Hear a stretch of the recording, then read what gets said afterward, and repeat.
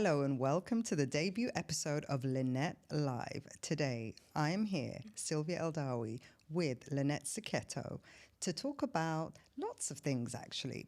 But we want to get to know the woman, the data queen that is Lynnette. Lynnette, welcome to your show. The host becomes the hostage. Exactly. And it's time for us to turn the tables and ask you some questions and get to know you a little bit better. Let's do this. So let's start with, you have the label of Data Queen. Yeah. And actually that was coined by Dubai Eye, actually. Yeah. How did that come about? How did you land in the field of data? And talk to us about your journey in data. Oh, okay. So that's a very big question. So I'll answer first the Data Queen one.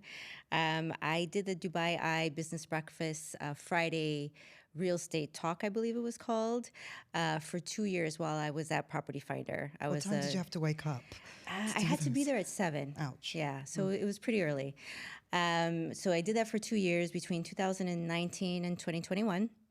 At that point, I was the director of data and research for Property Finder Group. How I got into data. So I've been in technology, honestly, for over, and I'm not going to date myself here, I'm just going to say for over 25 years. Let's put it like that. Mm-hmm. And when I moved to Dubai almost 20 years ago, that's when I started within PropTech, so real estate technology. And immediately when I moved here, that's when I decided to focus on data. Why? There's a little story. I'm going to try to be quick about it. I had just arrived. I was used to having data, the MLS, Zillow, Trulia. We had comparable data, you know, how much a property sold for, so forth, so on. So I had just arrived to Dubai, and I was looking to rent a property. Knew nothing about the city. Their Property Finder at that point was a magazine. Bayut did not exist. Dubizzle was there, but you can like buy a car, get furniture, and at some point kind of like rent property. So I went to a unit in JLT. And this is at the time where supply was very low, demand was very high before the financial crisis here in Dubai.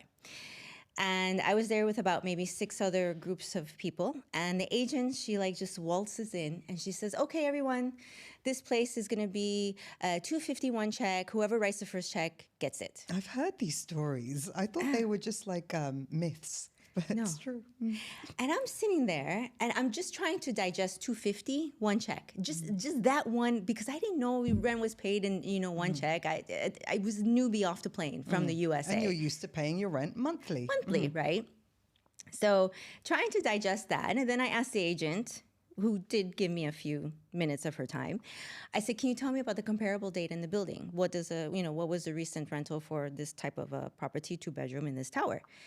She kind of looked at me with a blank face. Like, how dare you ask me such questions? She didn't know what comparable data was. Right. She didn't understand the concept. And I got so frustrated from that experience. And then when I realized that there wasn't open data, the data wasn't available, you could not get any information, I made it a mission, honestly, to bring real estate data to Dubai. It was right there and then. And everyone thought I was nuts. And I knew the single source of truth was the government. And I said, okay, I'm going to go to the government, Dubai Land Department. They're the ones that have all the data. Let's see what we can do here. And it's a very long journey. It took me about 15 years working with them. We had many collaborations. We did bring open data to the market. While I was at Property Finder, we brought Muasher, which is the first official house price index for the city of Dubai. Within my time here in Dubai, I created various B2B real estate data platforms. First one was Property Monitor. Second one was Data Finder. I worked on a ton of B2C tools as well. And it's just been my journey. So that's how I got the title of Data Queen of Dubai. And it must have taken a lot of confidence and strength as a woman in those days, stepping into DLD, which is predominantly men, Middle Eastern men. Yeah.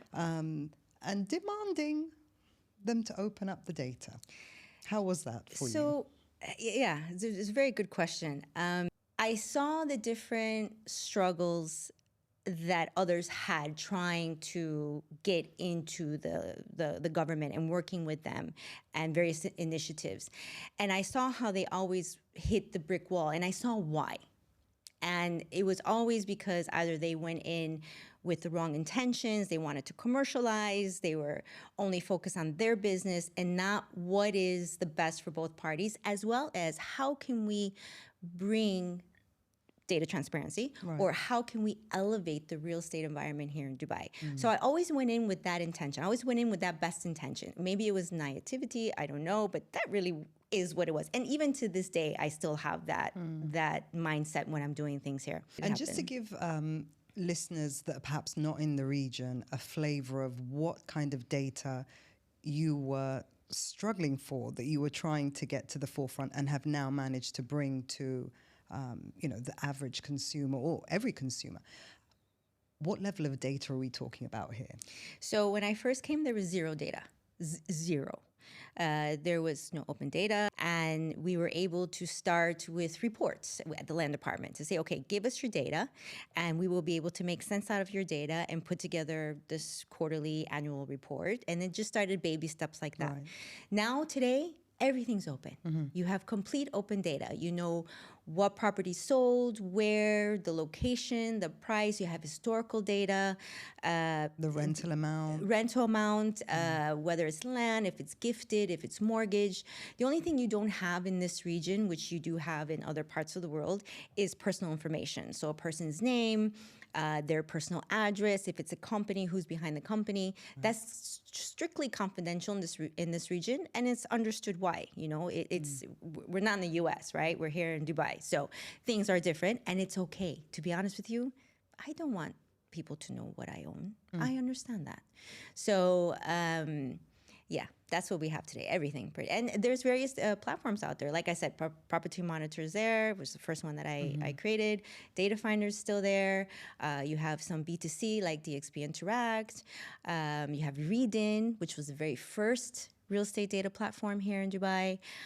So now it's there and it's actively used, and it's adding to the real estate economy, and it's bringing more foreign direct investment and educating the agents and how to speak professionally to their clients and give them information. I mean, this was my whole goal way back when I was standing in that apartment in JLT. I kind of just saw it all. I'm like, I'm going to get that. I'm going to do it. I don't care what it takes. I'm just going to do it. And we did it. And I had a great team every step of the way behind me. Congratulations. No, that's a big feat, and you've managed to accomplish that. That will be one of your legacies, hopefully. And I say one of your legacies because there's many more to come. Inshallah. And speaking of legacy, so you've had this label of Data Queen for quite some time. And I know as well, being known to be an expert in a particular field, and mine was property management, it's quite easy to get pigeonholed into a particular category.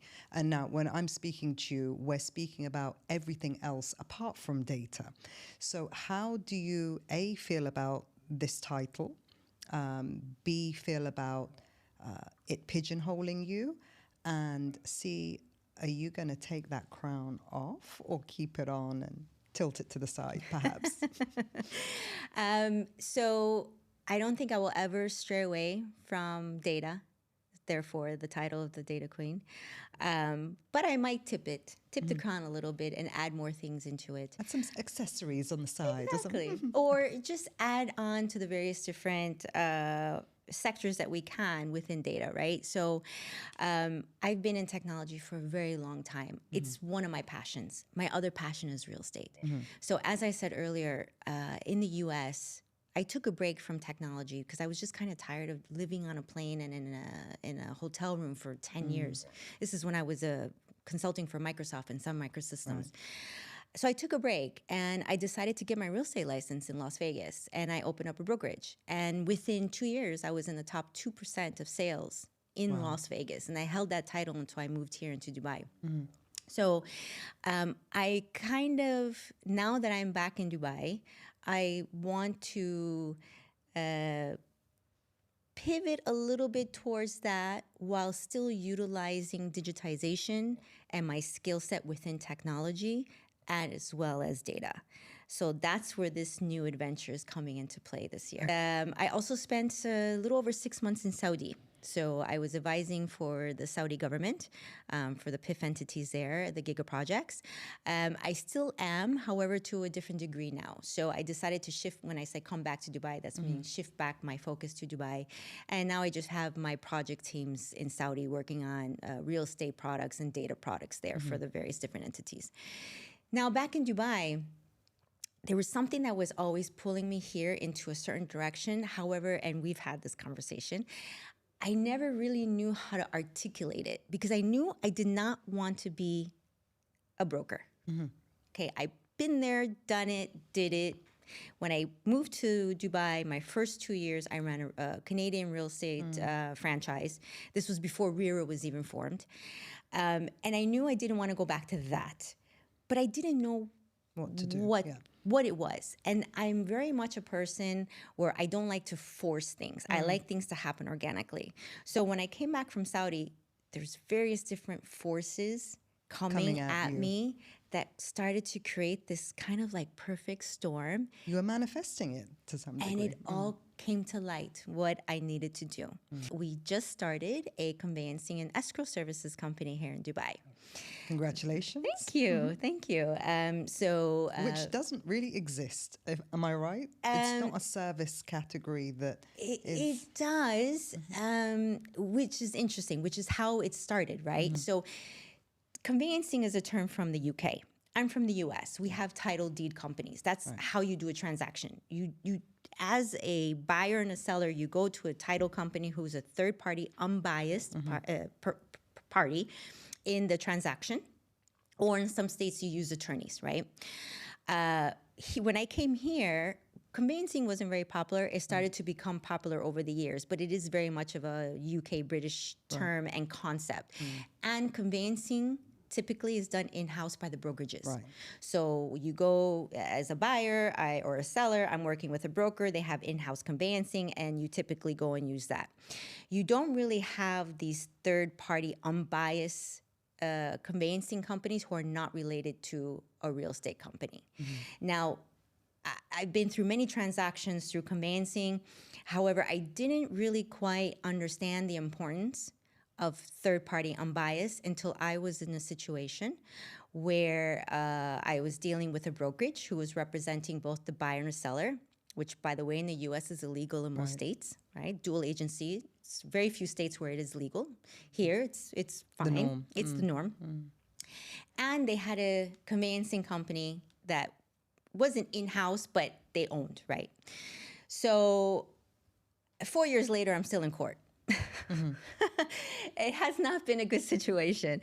And could it have been a conveyancing company that was a third party unbiased to the brokers, the issue would have been caught as soon as the MOU was signed. Right. 2 issues as soon as the MOU was signed, which I was ignorant to. Being in the real estate business, even though I'm on the technology side, I should have known, but I did not know. And it carried on, and it just became 4 years of nonstop going through the courts. This I knew was an issue, but I never knew, okay, what are you going to do about it, Lynnette? And I don't like to complain. I like to, fix the problem, and if there's a gap or a pain point that I see in the market, fix it for the market. Yeah. And this is where that perfect storm kind of started coming in. So I said, okay, we're going to start a conveyancing company. So we started Real Trust, a conveyancing corporate services provider. And we are offering conveyancing. I love that name, Real Trust. Yeah. It makes sense. Yes. We're offering conveyancing and escrow services. So that is something that we are very intent on, to make sure that the transaction is done properly, legally, and all parties are fully covered and protected. It is now more streamlined and it's more common practice. It's definitely a must. I mean, I remember way back in the day doing a transaction. and it was just, you saw one banker here, another banker, they were exchanging checks, and then in 15 days it closed. And I was thinking to myself, what happens if something happens to the buyer or the seller? Like, unfortunately, God forbid something happens. How do you protect yourself? So that is done by conveyancing. Another thing that can be done with an escrow or conveyancing is to protect the broker's commission. Because right now the broker's commission isn't really protected. Within escrow, you can, depending on the addendum that you have for escrow, you can accept the check for the broker and hand it over to the broker at the closing, or it can all go into the escrow account, especially if it's a foreign investor that's transferring money here. All of the fees, the DLD fees, all of that will go into the escrow account, including the broker fees. It is a fragmented process. And again, coming from the US where we have title companies, I did a transaction last year when I was in the States, and 3 days. In, out, didn't have to go anywhere, didn't need to see anyone. It was fully digitized from the home inspection to the completion. That's my tech hat. The digital hat, okay. The digitization. There's much work to be done within this business, the conveyancing and escrow, registration trustees, getting Dubai Land Department on board as well, to digitize this process. So you know how I was on the mission to bring open data to Dubai? She's going to bring This is my mission. How do you sell yourself to the real estate agents and real estate brokerages here? Or are you pitching this as a problem solver for buyers, sellers? So it's being pitched really the same to everybody, right? So it's doing things the right way, fully regulated, to protect all parties as a third unbiased party. We did bring on board a director of legal operations who is a very seasoned real estate attorney here in Dubai, very well known, and that will come out soon who she is. So the legal part is fully covered in her hands. She's in charge of all of that. And it's also to bring ease within the transaction. You know, there's a lot of gaps. There's a lot of pain points. There's a lot of fragmentation. I want to make the life of the real estate agent and brokerages easy. I also want to educate the end user, that consumer, that buyer and seller, to say, hey, look, make sure you're fully protected and that your best interests are at hand and you're conveyancing. You know, make sure that you are using a third unbiased party that has no interest in the actual sale or of your property, but just your best interests at hand to make sure that it proceeds and closes properly. Those are, and then also for foreign investors to make sure that their funds are protected. US is far, right? So to think to migrate to Dubai, it's a bit of a stretch, but it's becoming more common for Americans to think to invest here for many reasons. Obviously, your yields, your return on investment, there's no property tax, there's no capital gains tax. Your average gross yield for apartments is about 7%. For villas is about 5%. You have your short-term rental industry, which is doing very well here, where you can get double-digit returns. And it just makes sense to invest here for Americans, especially because now in the U.S., the way the housing market is, it's not doing very well. Supply is very low. Demand is very high. You have these baby boomers sitting on their large properties, with a huge amount of equity that they cannot sell because they don't have another property to go into because it's not available, or they don't want to pay the extra amount in mortgage that they would be going from like a 2-3% to a 6 to 7% mortgage. So to take that equity and to invest here in the U.S. is a very smart decision that many Americans are doing. If you look at the numbers for tourism, the number 5 tourists here for the last few years have been Americans. Interesting. Okay. And TripAdvisor, for the last 2 years, Dubai is the #1 destination in the world for travel, for holiday. I didn't know that, actually. Yes. I mean, I'm not surprised. But yeah, so we're starting to see a lot of Americans come in. And, you know, Dubai, it's the happiest place in the world. It's the safest city in the world. I mean, we have so many titles to us that we have put under our belt over the years. GDP is growing significantly. Foreign direct investment has increased significantly over the years. During COVID, we had a V-shaped recovery. Forget the U-shape that they were talking about. We had a V-shaped recovery, and we've been breaking records ever since COVID in the real estate sector. Now we have 3.6 million people living here in Dubai. Both my daughters were born and raised here. And I wouldn't change that or have it any other way. They are being brought up in a society that's multicultural, multinational. There's over 200 nationalities here in Dubai. And the experience that they're getting here is nothing that I can show them or teach them in the US. And it just makes them more well-rounded individuals when they go off, on their own and when I first came, I remember everyone had that 2 to 3 year plan. I don't know if you remember that, right? So everyone was here for 2 to 3 years. Why 2 to 3 years? Because that's how long your visa was for. Right. But now I come across many people who have been here 10, 15, 20 years like me. Yeah. And it's very common. People are rooting and making Dubai their home. Kids that are leaving to uni who were raised here, go to uni in the US or Europe, eventually come back here because this is and it was linked to your employment. You would get the 2-year visa, so you could stay for 2 years, and then it would be renewable as long as you maintained a job. Now there's a lot of initiatives that are encouraging home ownership and for you to build more roots in Dubai. So can you just talk about the golden visa?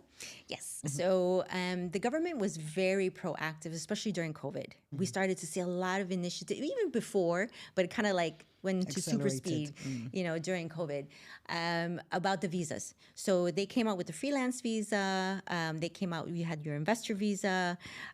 You were able to own a company 100% as yourself within the mainland, so DED licenses as well as free zone. Because before you had to have a local spot.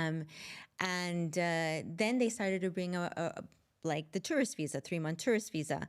Then they brought out the golden visa scheme. This was like huge, especially because it came out more or less during COVID, right? It was coming out before, but it just hit us in COVID. And within the property sector, if you invest 2 million dirhams, you get a golden visa, which is a 10-year visa. Right. Renewable. Yeah. Here in the country. There's also many other golden visas based on your profession, based on if you're a talent, many different, if you're an entrepreneur, if you're in the incubators and you're doing startups, especially within the tech sector. So they're really trying to draw in people and talent into this country, which is something that is amazing because you have so many large corporations here. You name it, it's here. Microsoft, IBM, Oracle, Visa, Amazon, everyone's has headquarters here, right? So they need people, they need the talent. And this was a very good way to bring in more talent into Dubai, which is why these young kids who are going to uni that are coming back is because the opportunities are here for them. And actually it's better than elsewhere, right?